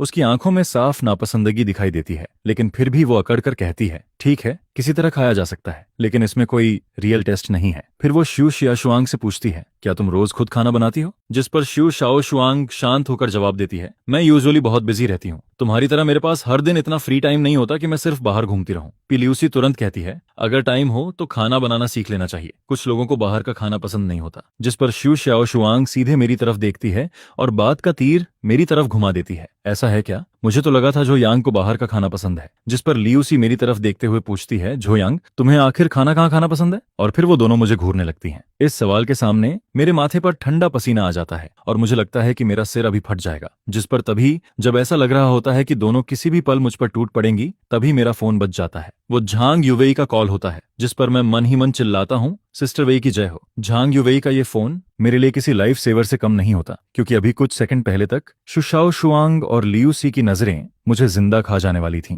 मैं तुरंत फोन उठाकर कहता हूँ, हेलो जांग, क्या कंपनी में इमरजेंसी है। ठीक है, मैं अभी आता हूँ। मैं कंपनी में इमरजेंसी होने का बहाना बनाता हूँ और पूरी एक्टिंग करने की कोशिश करता हूँ, लेकिन ये दोनों लड़कियां इतने समय से मेरे साथ हैं कि मेरी आंखें जरा सी भी इधर उधर होती हैं तो इन्हें तुरंत पता चल जाता है कि मैं झूठ बोल रहा हूँ। जिस पर लिविंग रूम, जो पहले से ही भारी माहौल में था, अब और भी ज्यादा ठंडा हो जाता है। मैं बोलना बंद कर देता हूँ और लियूसी भी चुपचाप अपना सिर झुका लेती है। उस ब्रेकफास्ट के दौरान मुझे सच में ऐसा लग रहा होता है जैसे मैं किसी मौत की सजा के बीच बैठा हूं। यहां तक कि प्लेट में रखे फ्राइड डॉ स्टिक्स भी मुझे किसी टॉर्चर जैसे लगने लगते हैं। पूरा माहौल इतना भारी हो जाता है जैसे हवा भी रुक गई हो। जिस पर मैं जल्दी जल्दी खाना खत्म करता हूं और वहां से निकलने की कोशिश करता हूं। मैं लियूसी की तरफ देखकर कहता हूं, बड़ी स्टार, रहने दो, अगर किसी ने तुम्हें मेरे साथ देख लिया तो तुम मुसीबत में पड़ जाओगी, मैं तुम्हें मन खुद छोड़ देता हूं। लेकिन जैसे ही मुझे लगता है कि दूसरा वर्ल्ड वॉर फिर से शुरू होने वाला है, मैं तुरंत उठ जाता हूं और कहता हूं, रहने दो, मैं सबवे से चला जाऊंगा। इसके बाद मैं वहां से ऐसे भागता हूं जैसे जान बचाकर निकल रहा हूं और मेरे पीछे वो दोनों अचानक किसी अजीब से समझौते पर पहुंच जाती हैं। जिस पर शू शाओ शुआंग ठंडे चेहरे से लियूसी से कहती है, सिर्फ झुआओ निंग ही वापस नहीं आई है, वो 22 सरनेम वाली औरत भी वापस आ चुकी है और वो भी झुआओ यांग पर नजर रखे बैठी है। इसलिए हमारे बीच लड़ने से अच्छा है कि पहले बाहर वालों से डील किया जाए। और इसी समय मैं सबवे में बैठा हुआ अपनी जिंदगी के बारे में सोच रहा होता हूँ। मुझे लग रहा होता है कि मैं सच में अपनी जान दांव पर लगाकर जी रहा हूँ। अगर मैं ऐसे ही इन सबके बीच फंसा रहा तो एक दिन सच में खत्म हो जाऊंगा। जिस पर मैं मन ही मन कसम खाता हूँ कि आज से मैं लड़कियों से दूर रहूंगा और सिर्फ अपने करियर पर ध्यान दूंगा। लेकिन रियलिटी मुझे एक मौका भी नहीं देती, क्योंकि तभी सबवे में एक स्कूल गर्ल मुझे पहचान लेती है। वो अचानक चिल्लाकर कहती है, क्या तुम झो यांग हो। जिस पर पूरा डिब्बा एकदम से शोर से भर जाता है। कोई फोटो मांगता है, कोई ऑटोग्राफ, और कुछ लोग मेरे चारों तरफ जमा हो जाते हैं। मैं किसी शर्मिंदा भगोड़े की तरह किसी तरह उनसे बचते हुए सबवे से नीचे उतरता हूँ। लेकिन कंपनी के नीचे पहुंचने तक भी मेरा दिमाग अभी तक ठीक नहीं हुआ होता। मैं बस जल्दी से ऑफिस पहुंचना चाहता था। तभी पीछे से एक आदमी हुडी पहने हुए मेरी तरफ आता है और धीरे से पूछता है, तुम झाओ यांग हो, है ना। मैं बिना उसकी तरफ देखे कैजुअली जवाब देता हूँ, अभी थोड़ा अर्जेंट काम है, अगली बार साइन दे दूंगा। मुझे लगता है कि वो भी कोई फैन है, लेकिन अगले ही पल एक ठंडी चमक मेरी आंखों के सामने से गुजरती है। जिस पर वो आदमी अचानक नाइफ निकालकर मेरे गले की तरफ वार करता है। मैं इंस्टिंक्टिवली पीछे हटता हूँ, जिस वजह से वो वार मेरे गले की जगह कंधे पर लग जाता है। मेरे कंधे से तुरंत खून निकलने लगता है, लेकिन वो आदमी बहुत तेजी से हरकत करता है। वो मेरा कंधा पकड़ लेता है और इससे पहले कि मैं कुछ कर पाऊं, उसका नाइफ मेरे पेट में घुस चुका होता है। जिस पर कंपनी के नीचे का वो आम सा रास्ता अगले ही पल किसी डरावने सीन में बदल जाता है। वो आदमी नाइफ वापस खींचने ही वाला होता है कि तभी मैं पूरी ताकत से उसका हाथ पकड़ लेता हूँ और जोर से चिल्लाता हूँ, आग लग गई, जल्दी आओ। मेरी आवाज सुनकर आसपास के लोग तुरंत इकट्ठा होने लगते हैं। जिस पर किलर घबरा जाता है और जल्दी से अपने साथी की मोटरसाइकिल पर बैठकर वहां से भाग जाता है। जमीन पर गिरने से पहले मैं बस इतना कह पाता हूँ, एम्बुलेंस बुलाओ। 5 मिनट बाद मोशन मीडिया के बाहर झांग युवेई मेरा इंतजार कर रही होती है, लेकिन मेरी जगह वहां पे ल्यूसी और शू शाओ शुआंग भी पहुंच जाती हैं। तीनों औरतों को अभी तक ये तय करने का मौका भी नहीं मिला था कि मुझे कौन अपने पास रखेगी। तभी कंपनी का एक एम्प्लॉय भागता हुआ आता है। उसका चेहरा पूरी तरह सफेद पड़ा होता है। जिस पर वो चिल्लाकर कहता है, झो यांग को सबवे स्टेशन पर नाइफ मार दिया गया है, बहुत खून निकल रहा है। यह सुनते ही शू शाओ शुआंग की आंखों के सामने अंधेरा छा जाता है और वो वहीं जमीन पर गिर जाती है, जबकि पेई ल्यूसी की आंखें पूरी तरह बदल जाती हैं। उनमें ना आंसू होते हैं, ना डर, सिर्फ पागलपन और गुस्सा होता है। वो बिना कुछ बोले ठंडे चेहरे से मुड़ती है और कहती है, तुम लोग हॉस्पिटल जाओ, मैं जुआओ निंग को ढूंढने जा रही हूँ। शू श्याओ शुआंग उसे रोकने की कोशिश करती है, लेकिन पेई ल्यूसी बिना एक्सप्रेशन के कहती है, जिसने उसे चोट पहुंचाई है मैं उसे टुकड़ों में तोड़ दूंगी। जिस पर शू श्याओ शुआंग उसे नहीं रोकती। वो सिर्फ अपना फोन निकालती है, क्योंकि उसे पता होता है कि झोयांग पर हुए इस अटैक के बाद क्लाउड सिटी पूरी तरह बदलने वाली है। एम्बुलेंस के अंदर झांग युवेई मेरा हाथ कसकर पकड़े रहती है। वो रोते हुए बार बार कहती है, अगर तुम्हें कुछ हो गया तो मैं भी नहीं जीऊंगी। जिस पर मैं मुश्किल से मुस्कुराता हूँ और उसे कहता हूँ, पेई ल्यूसी मुझे मरने नहीं देगी, चिंता मत करो। डॉक्टर की जांच के बाद पता चलता है कि नाइफ पर कोई पॉइजन नहीं था। यह सुनकर मैं राहत की सांस लेता हूँ। फिर मैं मुश्किल से अपना खून से भरा हाथ उठाता हूँ और कहता हूँ, मैंने उसके हाथ की स्किन अपने नाखूनों में फंसा ली थी, उसमें उसका डीएनए होगा। जल्दी से एविडेंस कलेक्ट करो, चाहे मेरे अंदर सिर्फ एक सांस ही क्यों ना बची हो। जिसने मुझे मारने की कोशिश की है, मैं उसे इसकी कीमत जरूर चुकवाऊंगा। क्लाउड सिटी में रेड डार्क ग्रुप को सबसे ताकतवर अंडरग्राउंड फोर्स माना जाता है, जिसने खुद को सबसे अच्छे तरीके से साफ इमेज में बदल लिया था। और उस ग्रुप की रूलर जुआओ निंग सिर्फ 31 साल की थी। वो क्लाउड सिटी के सबसे अमीर लोगों में से एक थी। इसी समय ये पुरानी अंडरवर्ल्ड क्वीन शीशे के सामने खड़ी होकर खुद को तैयार कर रही होती है, उस आदमी से मिलने के लिए जिससे वो सबसे ज्यादा प्यार भी करती है और सबसे ज्यादा नफरत भी। झोयांग वो अपने पुराने सख्त कपड़े उतार देती है और उनकी जगह एक लाल रंग की टाइट ड्रेस पहनती है, जिसे देखकर कोई भी आदमी अपना होश खो दे। लेकिन फिर भी झोयांग उसके सामने नहीं आता। मेरा इंतजार करने वाली ऑफिस में घुसकर आई हुई पेई ल्यूसी होती है। वो सीधे जुआओ निंग के सामने जाकर कहती है, सही कहा, सिर्फ तुम ही उसे कंट्रोल कर सकती हो, उसे हॉस्पिटल पहुंचा दिया गया है। जिस पर पेई ल्यूसी ठंडे चेहरे से आगे कहती है, किसी ने उसे नाइफ मार दिया है। यह सुनते ही जुआओ निंग के चेहरे पर मौजूद पांचवी बहन वाली नरमी एक पल में गायब हो जाती है और उसकी जगह भयानक गुस्सा आ जाता है। जिस पर वो धीरे से कहती है, जिसने भी उसे हाथ लगाया है याओ नियांग उसे अपने हाथों से खत्म करेगी। पिल्यूसी मानती है कि उसकी पहुंच अंडरग्राउंड ब्लैक मार्केट तक नहीं है, इसलिए मजबूरी में वो अपनी पुरानी दुश्मन जुआओ निंग के पास आती है। जिस पर जुआओ निंग ठंडी आवाज में कहती है, लगता है कुछ लोग 12 घंटे के अंदर मेरा नाम भूल गए हैं। ठीक है, मैं उन्हें फिर से याद दिलाती हूँ। उसी समय हॉस्पिटल में मेरी सर्जरी अभी खत्म हुई होती है और जब पुलिस मुझसे सवाल करती है, तब मैं हैरानी वाली शांति के साथ जवाब देता हूँ। मैं कहता हूँ, किलर का डीएनए मेरे नाखूनों में होना चाहिए, शायद वो तुम्हारे काम आए। ऐसा लग रहा होता है जैसे पुलिस पहले भी ऐसे केसेस देख चुकी है। जिस पर वो जल्दी से बात खत्म करती है और फिर वहां से चली जाती है। पुलिस के जाने के बाद मैं हॉस्पिटल बेड पर लेटकर चैन की सांस लेता हूँ। लेकिन मैं इतना शांत क्यों हूँ, इसकी वजह मूवीज नहीं है। असल वजह यह है कि 6 साल पहले मैंने सच में किसी को मार दिया था और उस काम में मेरी पार्टनर मेरी एक्स गर्लफ्रेंड जुआओ निंग थी। जैसे ही मुझे जुआओ निंग का नाम याद आता है, मेरे पूरे शरीर में ठंडक दौड़ जाती है और उसके साथ एक अजीब सा गुस्सा और डर भी वापस आने लगता है, क्योंकि 6 साल पहले जो हुआ था वो मेरी यादों में किसी जलते हुए निशान की तरह छपा हुआ है, जिस पर मैं मन ही मन कसम खाता हूँ, चाहे कुछ भी हो जाए मैं उससे मिलने नहीं जाऊंगा। क्योंकि अगर मैंने उसे फिर से देखा तो बड़ी मुश्किल से उससे दूर बनाई हुई मेरी जिंदगी पूरी तरह टूट जाएगी। इसी बीच झांग युवेई हाथ में खाना लेकर वार्ड में आती है। वो मेरे पास आकर कहती है, तुम्हारा फेवरेट खाना लेकर आई हूँ। जिस पर मैं तुरंत पूछता हूँ, सिस्टर वेई, पी ल्यूसी और शू श्याओ शुआंग कहाँ हैं? वो दोनों क्यों नहीं आई? मैं पूछना तो चाहता हूँ कि वो दोनों आखिर कहाँ गई हैं, लेकिन झांग युवेई मेरी सारी आदतें पहले से समझती है। जिस पर वो मुझे घूरकर कहती है, उनके पास जरूरी काम है, तुम बस यहाँ चुपचाप लेटे रहो। भले ही वो बात को कैजुअली टाल देती है, लेकिन मुझे साफ महसूस होने लगता है कि क्लाउड सिटी में कुछ बहुत बड़ा शुरू हो चुका है। और मेरा अंदाजा सही निकलता है, क्योंकि इस समय पूरा क्लाउड सिटी हिल चुका होता है। ऊपर से देखने पर मेरे नाम से जुड़े 30 से ज्यादा टॉपिक्स हॉट सर्च में चल रहे होते हैं।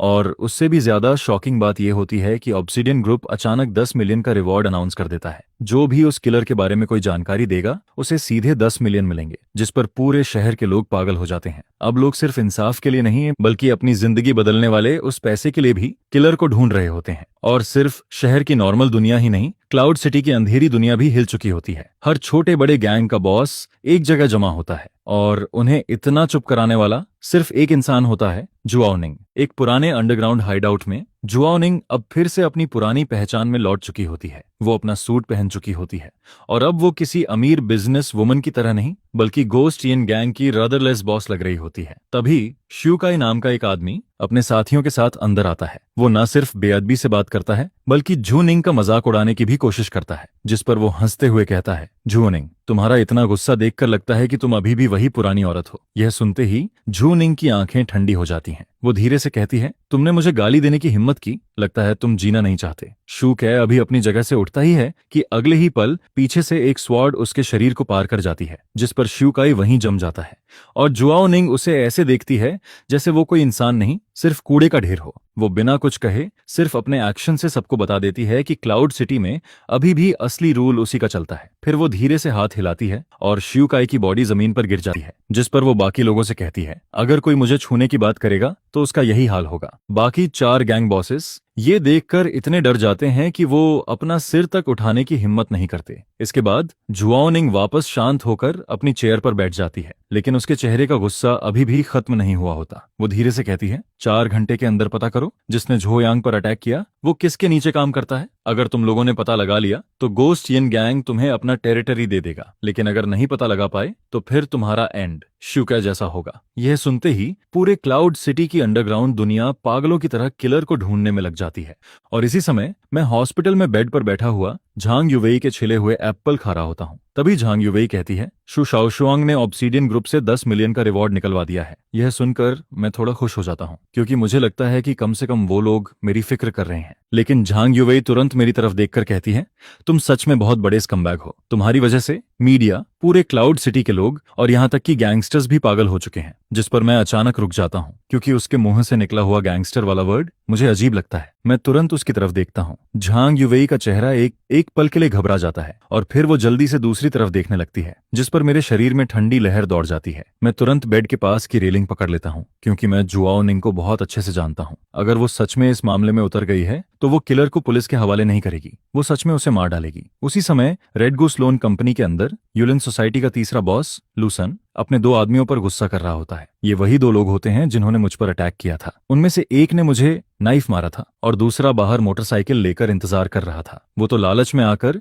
मेरे ऊपर अटैक करने वाले उन दोनों लोगों का सिर भी ऑब्सीडियन ग्रुप को बेचकर 10 मिलियन का रिवॉर्ड लेना चाहता था। लेकिन तभी उसे बॉस वांग चेनक का फोन आता है, और जैसे ही उसे पता चलता है कि 6 साल से गायब जुआओ निंग भी खुद लोगों को ढूंढने निकल चुकी है, वो सीधे डर के मारे जमीन पर गिर जाता है। जिस पर लू वॉल तुरंत फैसला करता है, हमें अभी इसी वक्त यहाँ से निकलना होगा। ये जगह अब सेफ नहीं है। लेकिन मोटरसाइकिल चलाने वाला उसका छोटा साथी उसके साथ मरना नहीं चाहता था, जिस पर वो चुपके से ऑब्सीडियन ग्रुप को फोन कर देता है और कुछ ही देर में सारी जानकारी शो शाओशुआंग तक पहुंच जाती है। वो घृणा से हंसती है और पुलिस को फोन करने के बजाय सीधा उनकी लोकेशन जुआओ निंग को भेज देती है, क्योंकि वो चाहती है कि कानून से पहले वो कमीने लोग असली नरक का दर्द महसूस करें। उसी समय यूलिन सोसाइटी का बॉस वांग चेन अभी भी के टीवी में बैठा हुआ होता है। उसकी गोद में एक लड़की होती है और वो शराब पीते हुए गाना सुन रहा होता है। वो अभी भी अपने मजे में डूबा होता है और सोच रहा होता है कि घोस्ट यिन नान्याकोहियन गैंग का एरिया अब उसका हो जाएगा। लेकिन तभी के टीवी का दरवाजा खुलता है और जुआओ निंग अंदर आती है, जिस पर वांग चेनक का चेहरा एकदम सफेद पड़ जाता है। उसकी जान जैसे शरीर से निकल जाती है। वो कांपते हुए कहता है, सिस्टर जुआओ, आप यहाँ कैसे?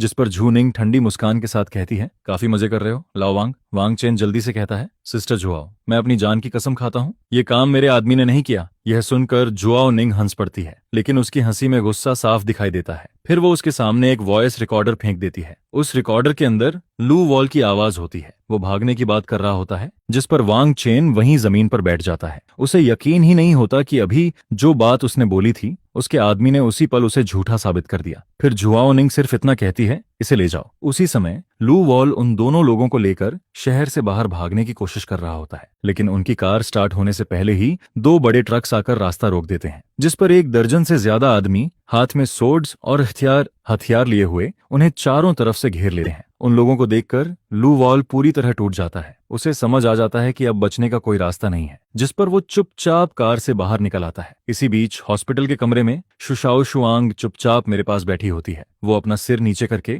मेरे बहुत करीब बैठी रहती है। सुबह हुई लड़ाई को याद करके वो अभी भी थोड़ा गुस्सा होती है, लेकिन मुझे देखकर वो फिर से उसी छोटे पप्पी जैसी बन जाती है। उसकी आंखें लाल होती हैं, और जब मैं सोचता हूँ कि उसने मेरे लिए पूरे शहर में 10 मिलियन का रिवॉर्ड लगवा दिया, तो मेरे दिल में एक अजीब सी मिठास महसूस होने लगती है, जिस पर मैं उसके सिर पर हाथ फेर देता हूँ। लेकिन ये सुकून ज्यादा देर नहीं रहता, क्योंकि जैसे ही मैं उसका हाथ पकड़ता हूँ, मैं तुरंत पूछता हूँ, सच बताओ, क्या जुआओ निंग भी इसमें शामिल है? जिस पर शु शाओशुआंग एक पल के लिए चुप हो जाती है, लेकिन आखिरकार वो धीरे से सच बता देती है। वो कहती है, पे ल्यूसी ने ही जुआओ निंग को ढूंढा था। यह सुनते ही मेरे पूरे शरीर में ठंडा पसीना निकल आता है। पी ल्यूसी पहले से ही मेंटली अनस्टेबल है, और जुआओ निंग ऐसी औरत है जो बिना पलक झपकाए किसी को भी मार सकती है। मैं जैसे ही इन दोनों को एक साथ इमेजिन करता हूँ, मेरा दिल जोर से धड़कने लगता है। क्योंकि मैं सच में डर जाता हूँ। एक छोड़ी हुई फैक्ट्री के अंदर गर्म हवा में मौत की बदबू फैली हुई होती है। लू चियांग और उसके दोनों आदमी झुओनिंग और पेई ल्यूसी के सामने घुटनों पर बैठे होते हैं, जिस पर झुओनिंग अभी तक कुछ नहीं करती। वो बस पीछे खड़ी होकर उन्हें घूरती रहती है। आखिरकार टूटकर लू चियांग सब सच बता देता है। वो झो वेनाओ का नाम लेता है। यह नाम सुनते ही पेई ल्यूसी की आंखों में पागलपन फिर से भर जाता है। उसे तुरंत अपनी पुरानी नरमी पर पछतावा होने लगता है। वो सोचती है कि उसने झो वेनाओ को छोड़कर गलती की, जिस पर वो ठंडी आवाज में कहती है, मुझे एक नाइफ दो। उस पल ये फेमस एक्ट्रेस पूरी तरह बदल जाती है। वो किसी बदला लेने वाली शैतान जैसी लगने लगती है। वो नाइफ पकड़कर लू चियांग और उसके आदमी की तरफ बढ़ने लगती है। उसके शरीर से निकलती हुई खून की प्यास वहां मौजूद हर इंसान को डरा देती है। लेकिन जैसे ही वो नाइफ उठाती है तभी उसका फोन बज जाता है, जिस पर फोन की स्क्रीन पर मेरा नाम दिखाई देता है। मेरी आवाज सुनते ही उसकी आंखों का वो लालपन धीरे धीरे कम होने लगता है। वो तुरंत अपनी आवाज नरम करके कहती है, झोयांग, तुम्हारी चोट कैसी है? लेकिन दूसरी तरफ मैं बहुत गुस्से में होता हूँ। मैं बिना कुछ घुमाए सीधे कहता हूँ, अगर तुमने किसी को मारा तो फिर कभी मुझसे मिलने मत आना। पी ल्यूसी जैसी पागल लड़की के लिए ये बात किसी सजा से कम नहीं होती। जिस पर वो मजबूरी में बहुत दुखी होकर अपने गुस्से को रोक लेती है। फिर वो फोन झुओनिंग को दे देती है, जिस पर फोन हाथ में लेते ही ये अंडरवर्ल्ड क्वीन तुरंत अपनी आवाज बदल देती है। वो हंसते हुए कहती है, डियर, क्या तुम मुझे मिस कर रहे थे? लेकिन मैं उसे भी गुस्से में डांटना शुरू कर देता हूँ। मैं उसे साफ कहता हूँ कि अगर उसने कुछ गलत किया तो मैं उससे हमेशा के लिए दूर हो जाऊंगा। लेकिन हैरानी की बात यह होती है कि झुओनिंग को बिल्कुल भी गुस्सा नहीं आता, बल्कि उसका चेहरा हल्का लाल हो जाता है और वो अंदर ही अंदर और ज्यादा खुश होने लगती है, क्योंकि जितना ज्यादा मैं उसे डांटता हूँ वो उतना ही ज्यादा एक्साइटेड हो जाती है। फोन रखने के बाद मैं किसी तरह राहत की सांस लेता हूँ। कम से कम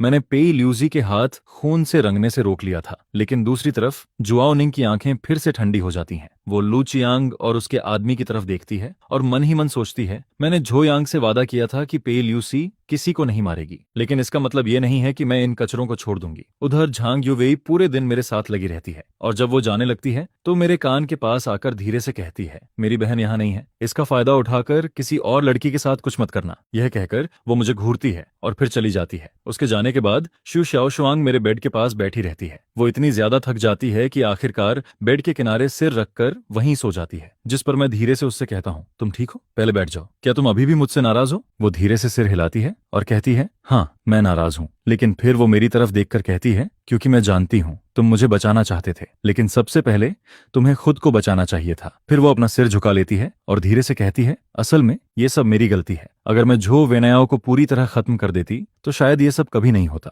झो वेनाओ ही मर्डरर है, उसी ने पैसे खर्च किए थे। उसने मुझे लाल आंखों के साथ बताया था कि मैन मास्टरमाइंड झो वेनाओ ही है, बस वो 6 साल पहले वाली अगली फैमिली रिवेंज लेने नहीं आई है।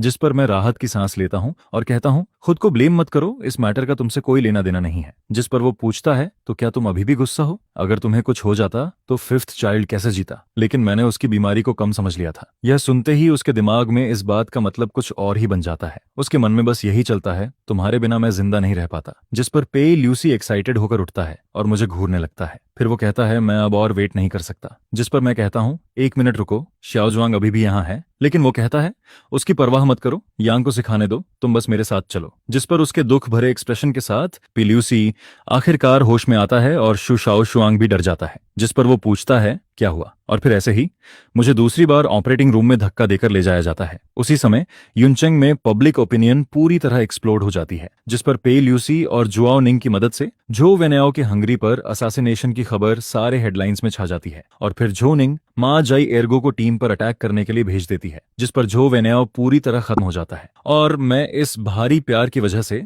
हॉस्पिटल बेड पर लगभग सब कुछ कन्फेस कर देता हूँ, क्योंकि पिछली रात मेरे घाव फिर से फट गए थे।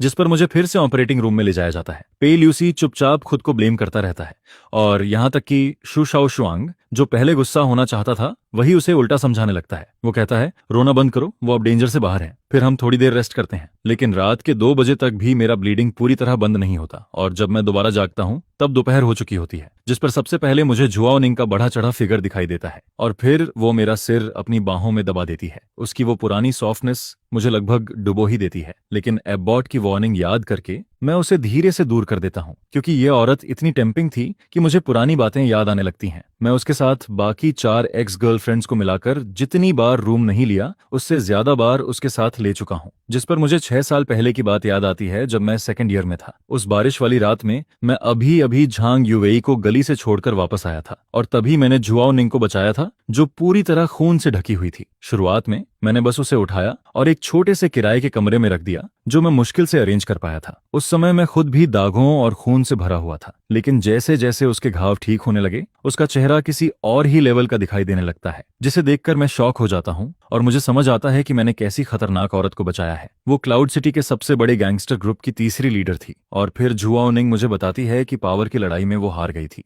जिस पर अब उसे सेकंड बॉस टेरर पीछा करके मारना चाहता था और वो अकेले मरना चाहती थी। लेकिन शायद उस रात बिछड़ने वाली फीलिंग की वजह से मैं उसका हाथ पकड़ लेता हूँ और जोर से चिल्लाता हूँ, मैं तुम्हें न जाने नहीं दूंगा। फिर मैं कहता हूँ, अगर सीजुन की परेशानी की वजह से मरना ही है तो चलो साथ मरते हैं। और फिर उसी रात हम दोनों एक दूसरे के करीब आ जाते हैं, जिसके बाद हम एक पागल प्लान बनाते हैं। मैं खुद जाकर फियर ऑफ लू से मिलता हूँ। मैं उसके सामने एक लालची आदमी होने का नाटक करता हूँ और कहता हूँ मुझे 10 लाख चाहिए, पैसे मिलते ही मैं तुम्हें बता दूंगा कि जुआओ निंग कहाँ है। जिस पर लू सच में मेरे झांसे में आ जाता है और फिर वो अपने आदमियों के साथ मुझे अंदर ले जाता है। लेकिन जैसे ही उसके आसपास की सिक्योरिटी ढीली पड़ती है मैं अचानक टेबल के ऊपर से कूद जाता हूँ, फिर वाइन बॉटल तोड़ता हूँ और भेड़िए की तरह उसके गले पर मार देता हूँ। मुझे याद नहीं कि उस समय कितना दर्द हुआ था, मुझे बस इतना याद है कि हर तरफ खून था और मेरे सामने एक बॉडी पड़ी हुई थी और जब मुझे दोबारा होश आता है तब तक लुओ मर चुका होता है। यही मेरा सीक्रेट था, मेरे शांत चेहरे के नीचे छुपा हुआ, क्योंकि 6 साल पहले ही मैं एक ऐसा इंसान बन चुका था जिसने किसी को मार दिया था। जिस पर जुआओ निंग को देर से यह बात समझ आती है और वो कहती है, तुम पागल हो, वापस स्कूल जाओ, यहाँ का काम मुझ पर छोड़ दो। जिसके बाद वो आखिर में मुझे स्कूल वापस भेज देती है और फिर 3 महीने बाद मैं और जुआओ निंग एक साथ आ जाते हैं और उसके बाद हमारा रिलेशन काफी स्मूथली चलने लगता है। जुआओ निंग मुझसे 5 साल बड़ी है और वो इकलौती औरत है जिसने मेरे 4 लड़कियों के साथ चल रहे रिलेशन को पहले ही समझ लिया था, लेकिन फिर भी उसने मुझे एक्सेप्ट किया। यहाँ तक कि वो 3 साल पहले क्लाउड सिटी छोड़कर चली गई थी और फिर उसने मुझे पागलों की तरह ढूंढा जब तक कि उसने मेरा हॉट सर्च नहीं देख लिया। जिसके बाद वो विदेश से वापस उड़कर आ जाती है, जिस पर हॉस्पिटल बेड के सामने खड़ी जुआओ निंग की आंखों से धीरे धीरे आंसू गिरने लगते हैं और वो पूछती है, इस बार तुम कितने समय के लिए रुकने वाले हो? जिस पर मैं कहता हूँ मैं युनचेंग में रहूंगा। सच कहूं तो पिछले 3 सालों में मैं बस 4 सेकंड के लिए ही दूर गया था। फिर मैं अपना सीना थपथपाता हूं और उससे कसम खाकर कहता हूं, लेकिन जुआओ निंग मुझ पर बिल्कुल भरोसा नहीं करती, बल्कि वो धीरे से अपना कॉलर नीचे करती है और मेरी तरफ झुक जाती है, जिस पर मेरी सारी डिफेंस एक पल में टूटने लगती है और मैं लगभग कंट्रोल खोने वाला होता हूं। तभी दरवाजा खुलने की आवाज आती है और फिर झांग युवेई हाथ में लंच बॉक्स लेकर अंदर आती है। वो लाल चेहरे के साथ मुझे देख रही होती है, लेकिन अगले ही पल झांग युवेई का एक्सप्रेशन दोनों औरतों की डरावनी नजरों के बीच गायब हो जाता है, जिस पर कमरे के अंदर एक अजीब सी टक्कर शुरू हो जाती है। जुआओ निंग तुरंत झांग युवेई को पहचान लेती है, वही इंसान जिसने 3 साल पहले मुझे युनचेंग से भागने में मदद की थी। लेकिन हैरानी की बात यह होती है कि वो गुस्सा नहीं होती, बल्कि ताली बजाकर कहती है, झायोंग के हॉस्पिटल से निकलने के बाद क्यों ना हम तीनों साथ ट्रिप पर चलें। यह सुनकर झांग युवेई वहीं पर पूरी तरह स्टंट रह जाती है, क्योंकि उसने शायद कभी इस अंडरवर्ल्ड गॉडमदर की इतनी अजीब सोच इमेजिन नहीं की थी। और फिर वार्ड के अंदर की हवा जैसे पूरी तरह जम जाती है। खुद को बचाने के लिए मैं जल्दी जल्दी कहने लगता हूं कि मैं कोई औरत नहीं हूं, लेकिन मुझे बिल्कुल उम्मीद नहीं होती, क्योंकि झांग युवेई दांत भींचकर कहता है कि जब समय आएगा तब वो इस बारे में सोच लेगा। जिस पर उसकी इतनी हद तक टॉलरेंस देखकर मैं लगभग पूरी तरह उसकी सॉफ्टनेस में डूबने लगता हूं। और तभी जैसे कोई हीरो सही समय पर आता है, वैसे ही अचानक 2 लोग सामने आ जाते हैं। वो थे शु शाओशुआंग और पेई ल्यूसी की मां, जिनके आते ही वार्ड का माहौल एक पल में खराब हो जाता है, क्योंकि जुओ निंग अभी अभी हम तीनों के साथ घूमने का आइडिया दे चुकी थी। लेकिन ये दोनों इतने आसानी से मानने वाले नहीं थे, जिस पर शु शाओशुआंग गुस्से और शर्म से भर जाता है और कहता है, ऐसा मत सोचो कि तुम घायल हो तो जो चाहो वो कर सकते हो, मेरे सामने यह सब बिल्कुल नहीं चलेगा, ये पूरा का पूरा मेस है। और फिर पेई ल्यूसी तो और भी आगे बढ़ जाता है, वो सीधे मेरा हाथ पकड़ लेता है और उसका गुस्सा उसके चेहरे पर साफ दिखाई देता है। लेकिन उनकी इरिटेट रिएक्शन देखकर मुझे गुस्सा नहीं आता, बल्कि मैं वही बात दोबारा कह देता हूँ, क्योंकि बात का मतलब सच में वही था। मैंने उन्हें केलाई इरादा नहीं किया था। जिस पर जुआओ निंग जानबूझकर अपना कॉलर थोड़ा नीचे कर देती है और फिर वो अपनी चेस्ट मेरी तरफ झुकाकर कहती है, जुयांग, तुम्हें कौन ज्यादा पसंद है, मैं या फिर सिस्टर शाओशुआंग? जिस पर इंस्टिंक्ट की वजह से मेरी नजर वहीं अटक जाती है और इसी बार मैं सच में पूरी तरह फंस जाता हूँ। जिस पर जुआओ निंग हंसने लगती है और कहती है, झाओ यांग, तुम सच में बिल्कुल भी सीधे इंसान नहीं हो। और फिर लड़कियों की चिल्लाने की आवाज के बीच मेरा घाव उम्मीद के मुताबिक फिर से खुल जाता है। इसके बाद हॉस्पिटल में बिताए गए 10 दिनों के दौरान झो वेनाओ ऐसे गायब हो जाती है जैसे हवा में खो गई हो। पुलिस उसकी सारी प्रॉपर्टी फ्रीज कर देती है और उसके खिलाफ वारंट भी जारी हो जाता है, जिस पर जुआओ निंग और शु शाओशुआंग भी पूरे क्लाउड सिटी में उसे ढूंढते रहते हैं, लेकिन उन्हें उसका कोई पता नहीं चलता। फिर जिस दिन मुझे हॉस्पिटल से डिस्चार्ज किया जाता है उसी दिन जुआओ निंग का फोन आता है और वो हल्की सी हंसी के साथ मुझे बताती है कि झो वेनाओ मिल गई है और उसे पुलिस स्टेशन वापस ले जाया गया है। जिस पर मैं पूछता हूँ वो कहाँ मिली। तब पता चलता है कि भागते समय झो वेनाओ को उसकी एक फीमेल फैन पहचान लेती है। वो फैन बाहर से छोटी और मासूम दिखती थी लेकिन अंदर से बिल्कुल अलग थी। शुरुआत में उसने झो वेनाओ के साथ बहुत पॉलिटली बिहेव किया, लेकिन बाद में जब झो वेनाओ उसके साथ रहने लगी तब उस फैन ने उसे ड्रग्स दे दिए और आयरन चेन से बांध दिया। इसके बाद पूरे 8 दिनों तक झो वेनाओ, जो पहले सबकी नजरों में आइडल थी, अब एक कोने में बंद खिलौना बनकर रह जाती है। वो हर दिन सिर्फ डॉग बाउल में बचा हुआ खाना खाती है और फिर एक दिन दरवाजा दोबारा खुलता है जिस पर अंदर कई और फीमेल फैंस आ जाती हैं। उन सबकी आंखों में पागलपन भरा होता है। वो रोते हुए चिल्लाती हैं, मेरा भाई सिर्फ हमारा है, सिर्फ हमारा। और फिर वो झो वेनाओ के साथ बुरी तरह बिहेव करने लगती हैं, जिस पर झो वेनाओ का दिमाग आखिरकार पूरी तरह टूट जाता है। उसे पहली बार समझ आता है कि वो जिन फैंस को हमेशा कंट्रोल करती थी वही आज उसके लिए सबसे बड़ा डर बन चुके हैं, जिस पर वो हिस्टेरिकल होकर हंसने लगती है और चिल्लाकर कहती है, तुम सब इडियट्स हो। मैंने कभी सच में तुम लोगों की परवाह नहीं की। अगर तुम्हारे पास पैसे नहीं होते तो मैं कभी तुम्हारे साथ इतना बोरिंग ड्रामा नहीं करती। यह सुनते ही उन फीमेल फैंस की दुनिया पूरी तरह टूट जाती है और फिर वो गुस्से में पास रखा डॉग बाउल उठाकर उसके सिर पर मार देती हैं, जिसके बाद वो सब उसके ऊपर टूट पड़ती हैं। लगभग उसी समय पुलिस वहां पहुंच जाती है, लेकिन जब वो दरवाजा तोड़कर अंदर जाती है तो सामने का नजारा देखकर सब सन्न रह जाते हैं, क्योंकि वहां की फीमेल फैंस पूरी तरह पागल हो चुकी होती हैं और झो वेनाओ के साथ बुरी हालत कर रही होती हैं, जिस पर झो वेनाओ पूरी तरह मेंटली टूट चुकी होती है। और यहां तक कि वो फीमेल फैंस पुलिस के आने के बाद भी उन पर पागलों की तरह अटैक करने लगती हैं। फिर बाद में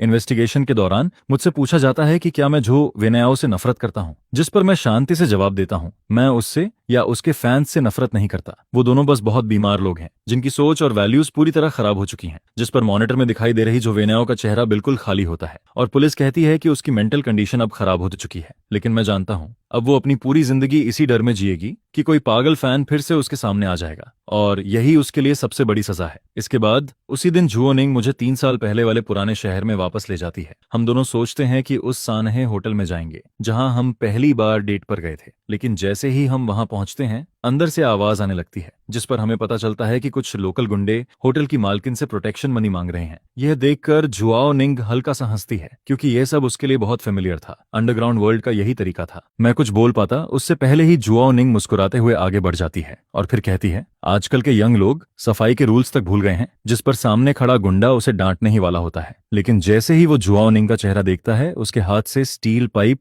नीचे गिर जाता है, क्योंकि वो जुआओ निंग थी। भले ही उसे इस दुनिया से गए 3 साल हो चुके थे, लेकिन इस जगह पर आज भी उसका नाम सुनकर लोग डरते थे, जिस पर वो सारे गुंडे डरकर वहां से भाग जाते हैं और फिर हम दोनों उसी पुराने विंडो सीट पर जाकर बैठ जाते हैं। लेकिन तभी जुआओ निंग का फोन बजने लगता है। वो कुछ देर तक फोन को देखती रहती है और फिर उसका चेहरा धीरे धीरे सीरियस हो जाता है, जिस पर वो अपना फोन मेरी तरफ बढ़ाती है और तब मुझे पता चलता है कि शु शाओशुआंग के पिता ने अपने बिजनेस के घाटे को भरने के लिए उसकी शादी कहीं तय कर दी है। जिस पर जुआओ निंग मेरी तरफ देखकर कहती है, लगता है तुम्हारी छोटी बहन को जबरदस्ती किसी और से शादी करनी पड़ेगी, या फिर क्या वो भी मेरी तरह तुम्हारी औरत है? ये कोई सौदेबाजी का सामान नहीं है। मेरी मदद करो, पे ल्यूसी और झांग युवेई से कांटेक्ट करवाओ, क्योंकि जब वो सब मेरे साथ चलना चाहते हैं तो फिर हम सब मिलकर इस क्लाउड सिटी का आसमान बदल देंगे। क्लाउड सिटी होटल की सबसे ऊपर वाली फ्लोर पर शादी के नाम पर एक बैंक्वेट चल रहा होता है, लेकिन असल में वहां एक टेकओवर होने वाला होता है, जिस पर शु शाओशुआंग झू मो के साथ अपने पिता के पास बैठी होती है और सामने वही लोग बैठे होते हैं जिनसे उनका कर्ज जुड़ा हुआ था। फिर जैसे ही रिंग एक्सचेंज होने वाली होती है, बैंक्वेट हॉल का दरवाजा जोर से खुल जाता है, जिस पर मैं 3 साल की दूरी और 20 दिनों की तैयारी के बाद बिल्कुल शांत चेहरे के साथ अंदर चला आता हूँ।